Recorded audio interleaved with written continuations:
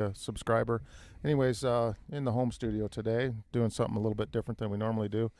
I have my son Levi Martin with us, How's it going? and we're going to talk about.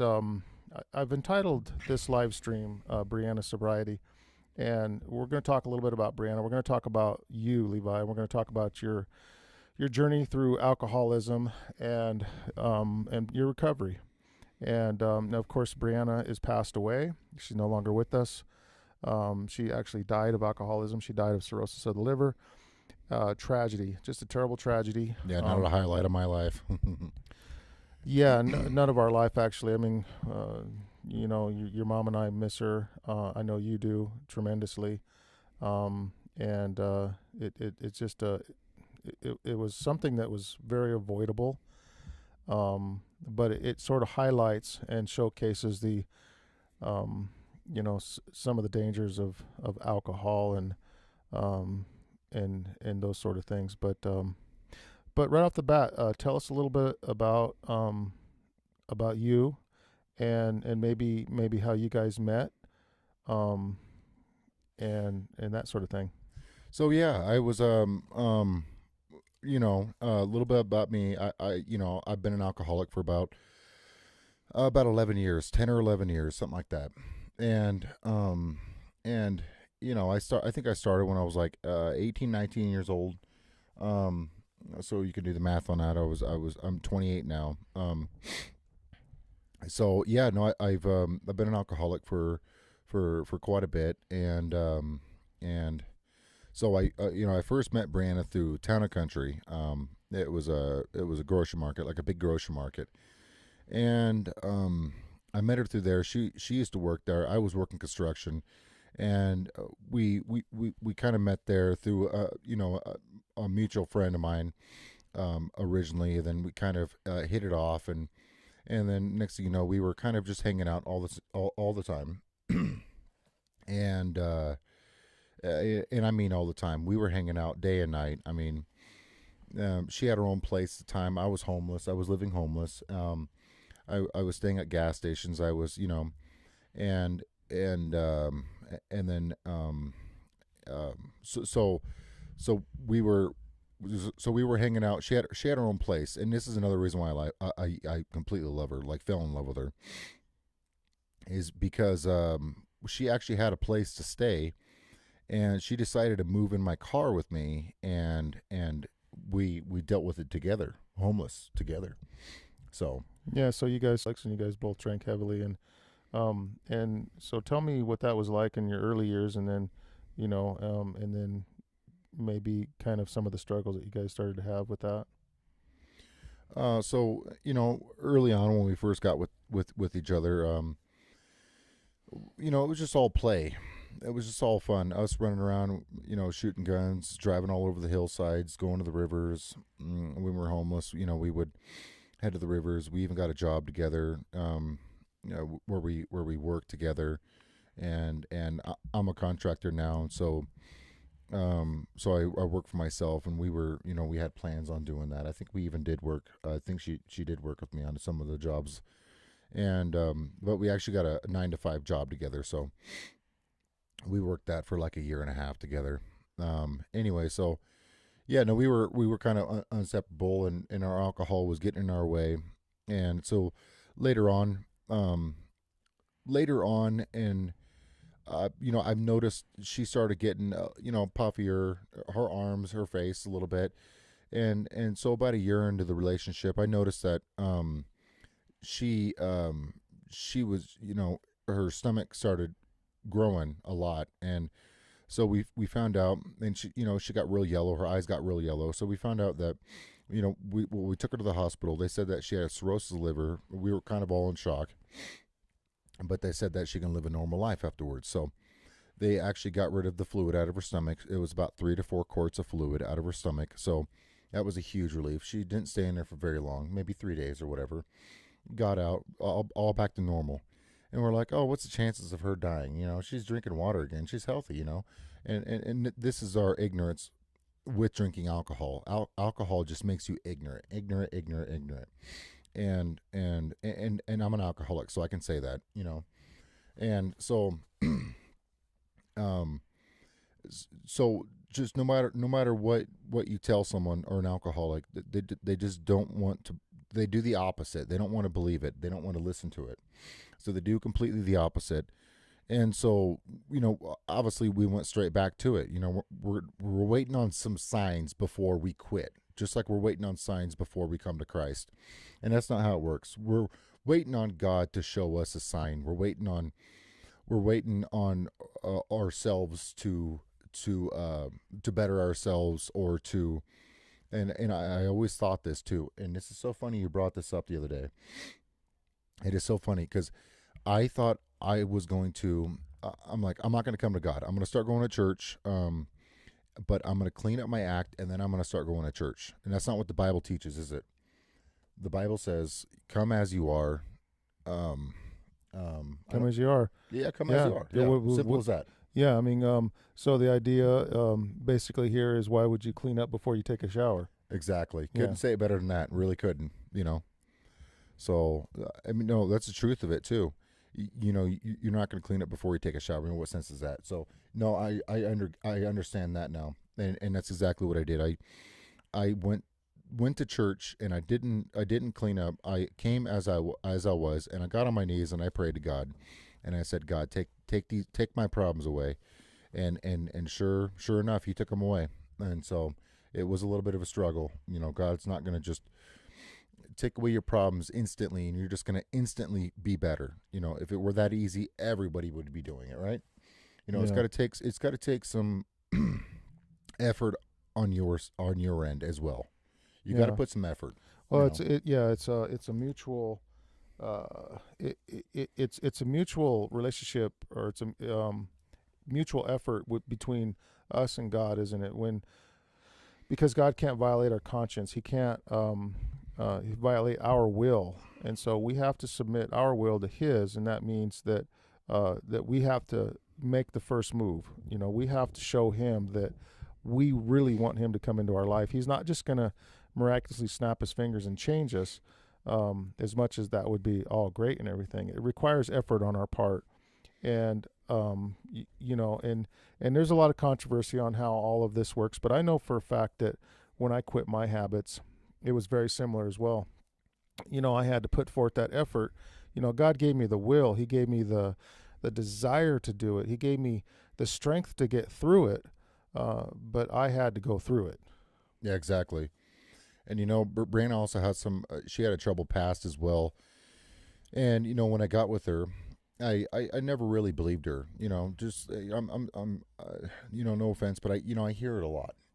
Like what kind of things would she tell you? She would tell me all kinds of stuff like, um, well, she never told me this right off the bat. This wasn't right off the bat. This was about a year in our relationship, and so we were still homeless at the time. We've been homeless for 2 years, together.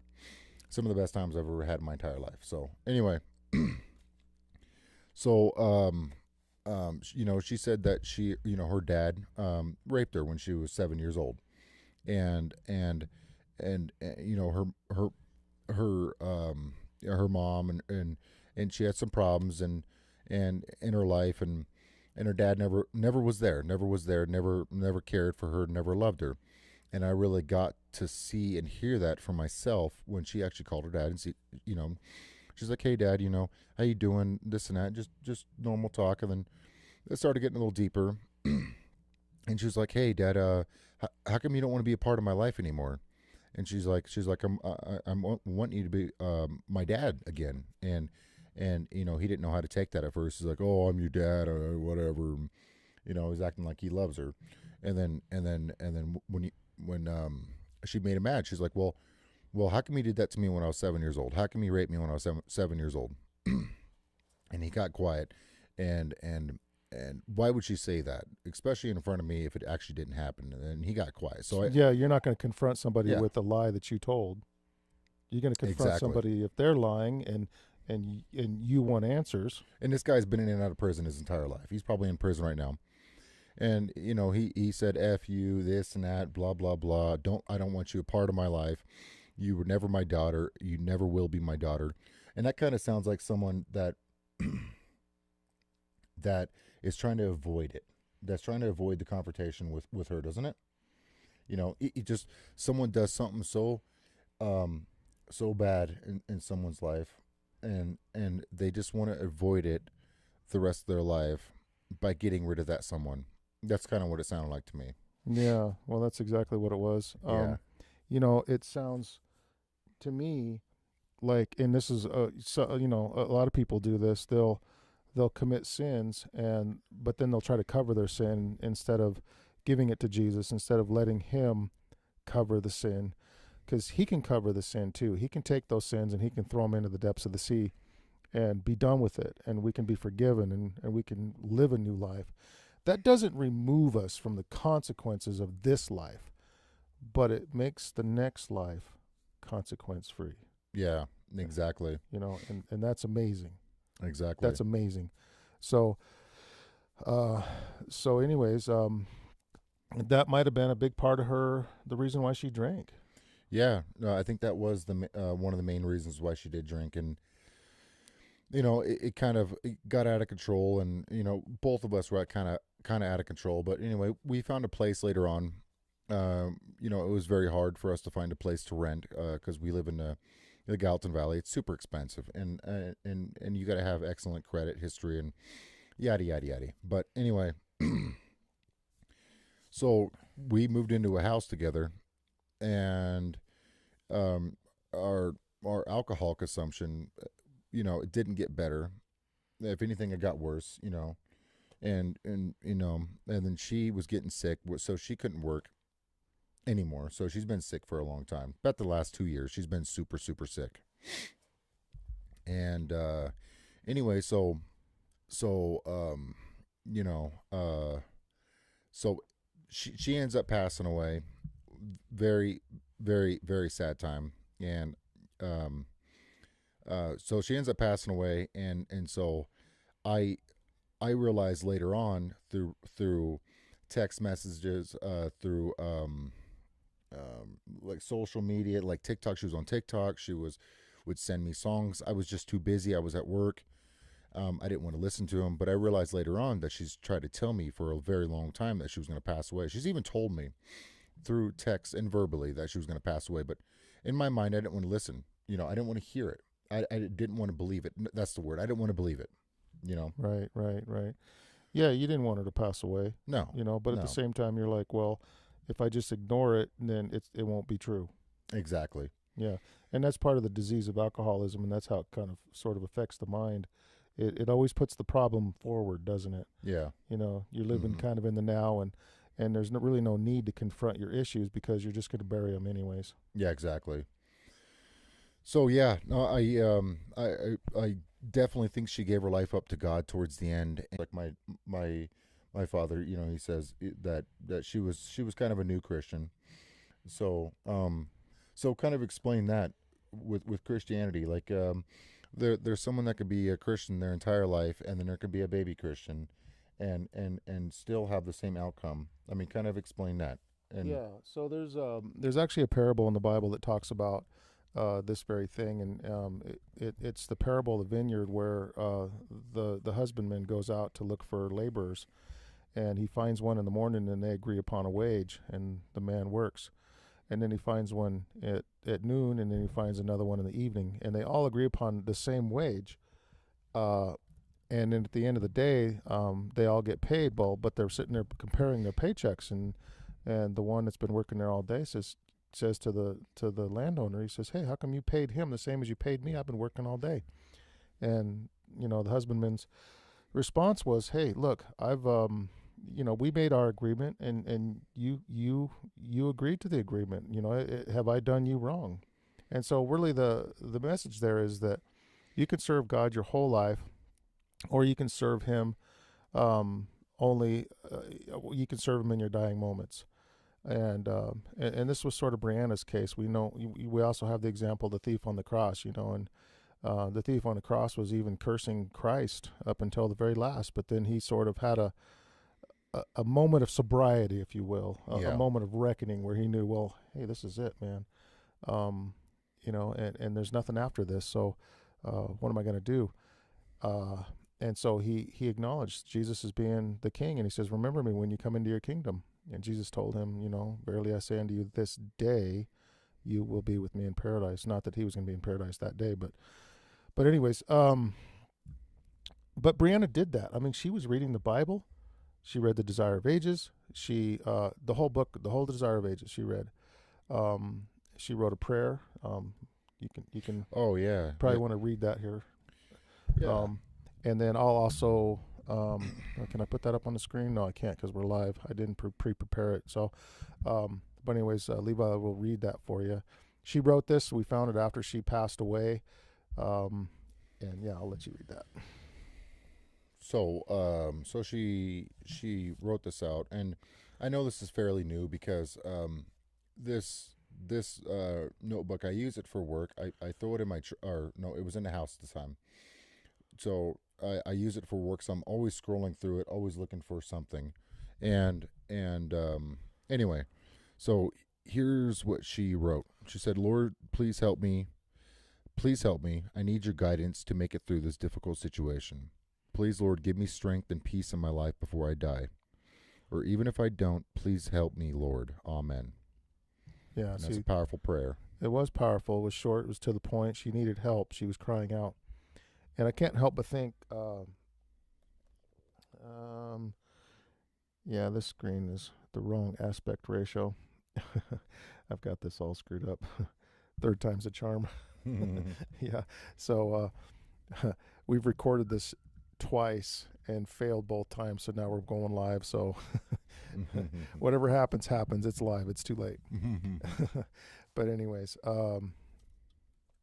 yeah, no, you know, we could also see the fruits developing in her life. I know. What did you say? She quit drinking for about the last 2 weeks of her life. Yeah, she quit drinking for about the last 2 weeks of her life, and I noticed she was towards the end, towards the last I don't know, probably I'd say 6 months. No, about a year actually. About a year, she was really kind-hearted and gentle person. You notice that? And everything was just. I noticed she was looking at flowers differently. I mean, everything was just magical to her. She'd go outside and just sit out there and enjoy the sunshine. And she was just a really kind-hearted person towards the end. And I think that was, because she gave her life up to God. You know. Yeah, I remember about a month or two before she passed, she she had asked. We were talking on the phone, you and me and her, and she had asked um, for me to pray for her. And I don't ever remember anybody ever asking more sincerely than she did that day, and it was quite moving. It was quite touching. She was she very much wanted uh, God in her life. She just didn't know how to go about it. She was searching, she was seeking, and so I believe at her death, um, and that's all God requires is just our cooperation. He just requires our well, what's the word I'm looking for? Um, he just wants an answer from us, yes or no. Yeah. Decision. That's the word. And as I already said, I gave my life up to God recently, but I waited too long to do it, and that's kind of why I'm um talking, and I hope someone my age or someone close to my age is listening, because don't wait till it's too late to change your life, and then regret it the rest of your life. Don't wait until it's too late to lose your loved one, and don't live with that regret, and knowing that you could have changed it, but you held on to it for something as stupid as alcohol. Better than ever. I feel like running up the wall right now. I mean, I'm loaded with energy and strength again, and and I'm able to think a little bit better. My mind is clearing up a little bit better. I mean, just everything about alcohol just completely destroys lives, and it makes puts a dark cloud over your head and causes severe depression. And I just can't stress it enough that alcohol is it's a bad disease, alcoholism. And for people listening, you know, it's not even worth it. Just don't even entertain the thought of drinking or even sniffing a beer. It's just not worth it. I Yeah. mean, And then so be, and be, for because you don't know if you're an alcoholic. You can it could be in your genes. Like I had no clue I was an alcoholic. No, it takes you have to drink. You have to start drinking, and then you realize you wake up one day and you're like, holy cow, I'm an alcoholic. and then it's too late. Then it's too late. Yep, exactly. What were you gonna say? Oh, nothing. I was just, actually I forgot, but it sounded pretty smart at the time. But no. Uh, but anyway, so yeah, so Breanna, towards the very last there, she was very sick, girl. I remember she didn't come to Thanksgiving dinner, I remember that. and but she had kind of lied to us, and she said she was just had the flu, which was believable uh, because we all had the kind of the flu, and, Yeah. and and none of us were feeling good. So we thought, well, Brianna's just sick in bed. But then, how did you find out that it was a little bit more than that?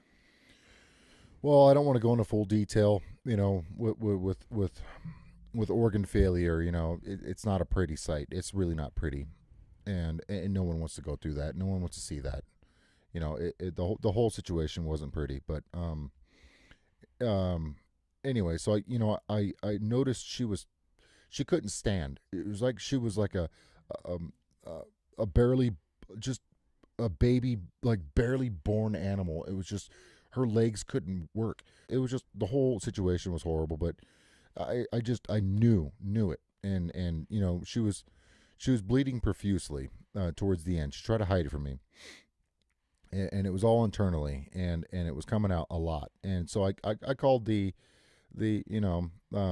sheriffs. They came over. They realized that it was bad right off the bat. And so she went in and yeah, so on and so forth. But anyway, so yeah, no, just don't wait. Just don't wait. You know, till it's too late to do something in your life to change your life. It is the whole moral of the story, right? And and um and and faith is important in Christianity too. I'm just learning it, but we've had difficulties with jobs lately, and we're just sitting in faith. And we got down, we prayed, and at the last second, all of a sudden we start getting phone calls. Isn't that right? Yeah, that's correct. We started getting phone calls at the last second. God is going to test us in the very last days, and I believe we're living in the last days. So Yeah, and do you believe that we're being prepared for the last days? Do you for think that? sure, Yeah. 100%, yes, I believe 100% we're being tested right now.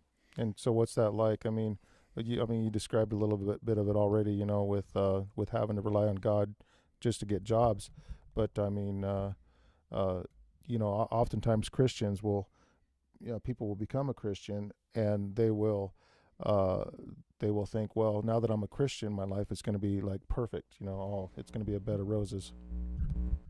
Oh, this thing's Yeah, bugging my exactly. ears. And it's not. It's not um a piece of cake. Religion is always it's always a struggle, and it is, isn't it?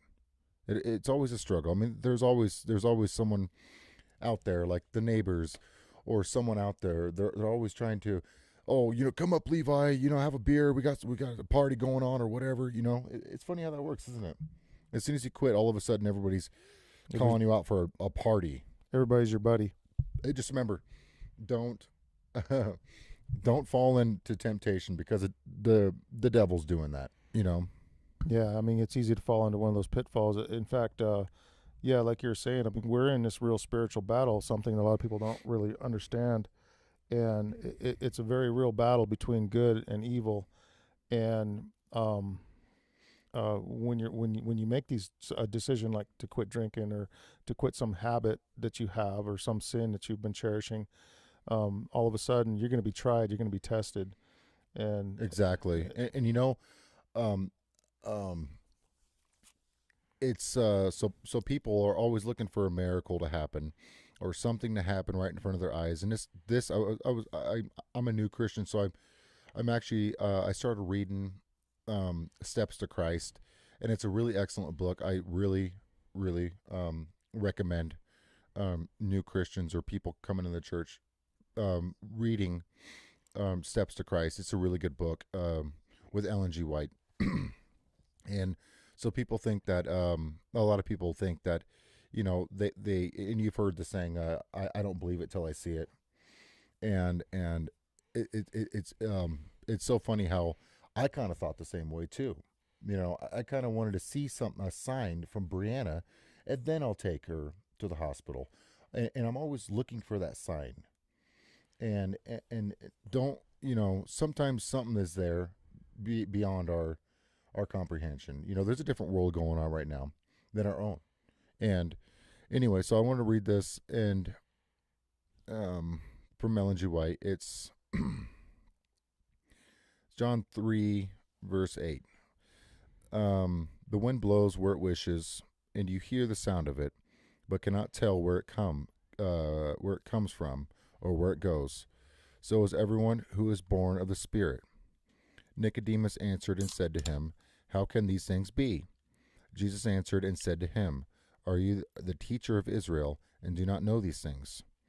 Most assuredly, I say to you, we speak that we know and testify that we have seen, and you do not receive our witness. If I have told you the earthly things, and you do not believe, how will you believe if I tell you heavenly things?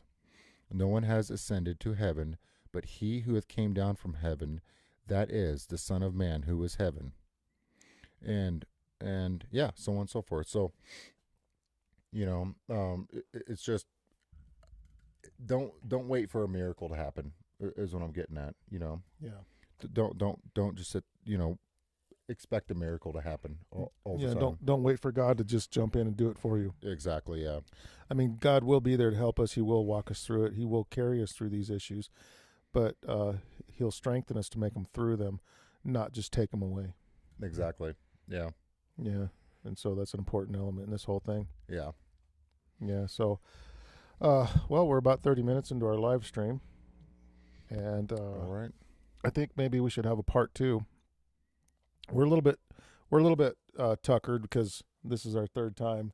We just keep having like technical difficulties and stuff, but you guys are going to join us for part 2, and we're going to continue to talk about this. And yeah, we're not even sure how the sound is coming across on this broadcast because we had a little trouble on the first time that we were trying to record it, and then we had some. Well, we weren't actually. I think everything was fine the second time, but we weren't actually recording, were we? No. So, but anyways, folks, listen. Thanks for watching. See, and plus I'm switching the camera by myself, so that makes it that much harder. But thanks for watching, folks. Be sure and join us on the next one. Give us a thumbs up. Hit that subscribe button if you haven't already. Thanks for watching. We'll see you on the next one.